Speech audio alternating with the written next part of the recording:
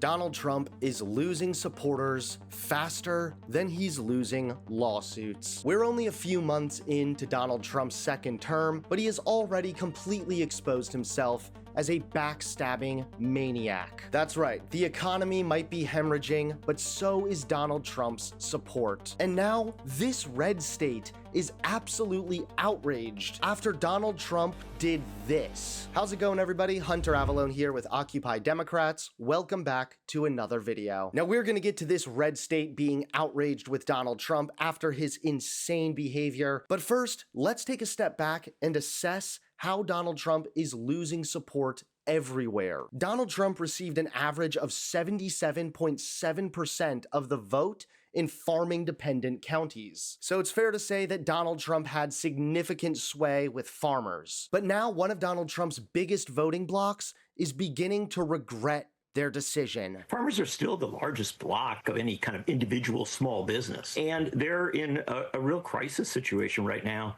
because they don't know who they can send goods to. They don't know when they might be blocked in short order with a new tariff or something else.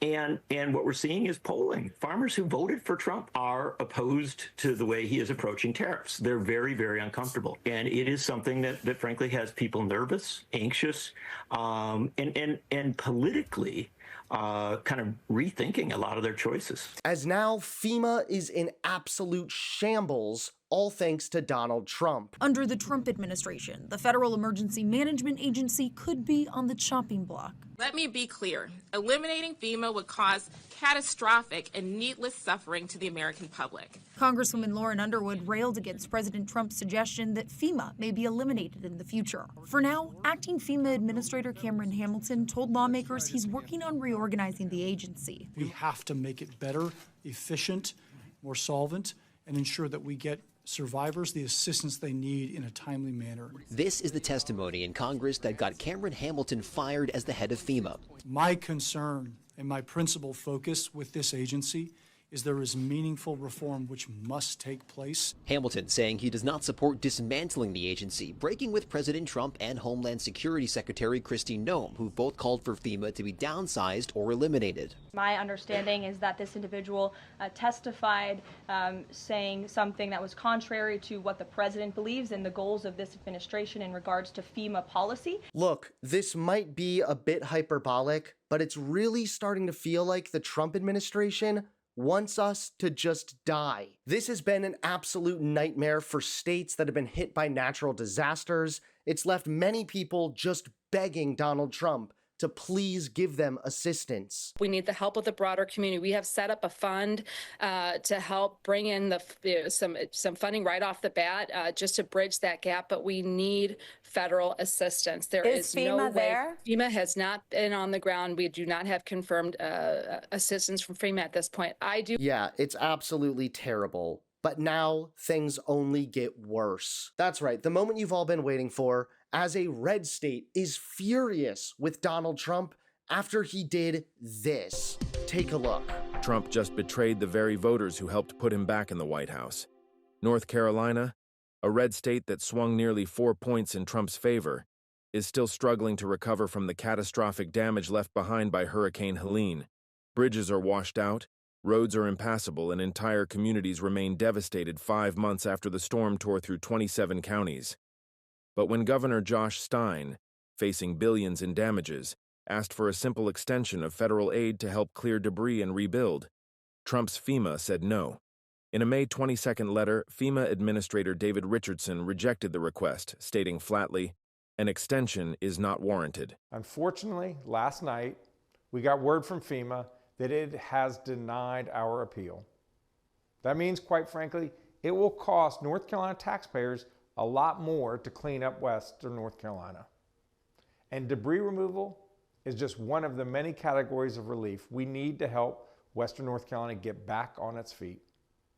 The sad reality is this: the more money North Carolina has to spend on debris removal and other types of cleanup that the federal government often executes, that's less money we'll have for other categories of relief. This wasn't just any ask. Stein was requesting the same relief other states received under prior administrations, like for Hurricanes Katrina and Maria. Trump promised he'd deliver better. But now, even his most loyal voters feel abandoned. Robin Ollis, who runs a horseback riding company in one of the hardest-hit regions, told the Washington Post, "There was a lot of desperation here, and a lot of hurt at the time when he came and when the signs went up. The people that have been suffering from this storm really, there was so much anticipation for Trump to come in. That anticipation has turned to frustration.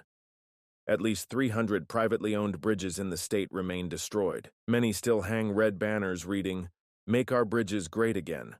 But the promises behind those slogans are fading fast. Trump didn't just fail to follow through, he fed conspiracies during the crisis. He accused FEMA of running out of money, blamed the Biden administration for diverting aid to undocumented immigrants, and even floated scrapping FEMA entirely.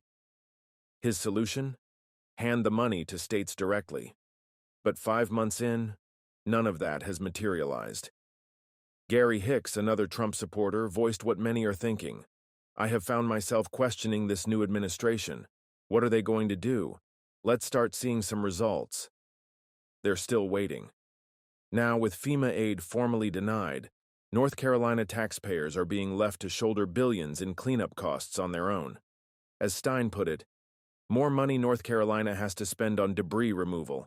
That's less money we'll have for other categories of relief. Even some of Trump's allies are growing uneasy. Across the country, red state governors from Missouri to Arkansas are finding themselves pleading for aid and being told to wait, or worse, to do without. For the voters who believe Trump would put America first, the message from this FEMA decision is loud and clear. Some Americans, it seems, don't make the cut. Yeah, I certainly feel bad for the people in North Carolina who obviously need assistance. But at the same time, North Carolina did overwhelmingly vote for Donald Trump, so you get what you pay for. Seriously, all kidding aside, even politics aside, when people need help from natural disasters, that is what the government does. That's part of what the government is there for. So Trump abandoning this red state is just absolutely abysmal. This just demonstrates that Trump doesn't even care about the people who voted for him. He only cares about himself.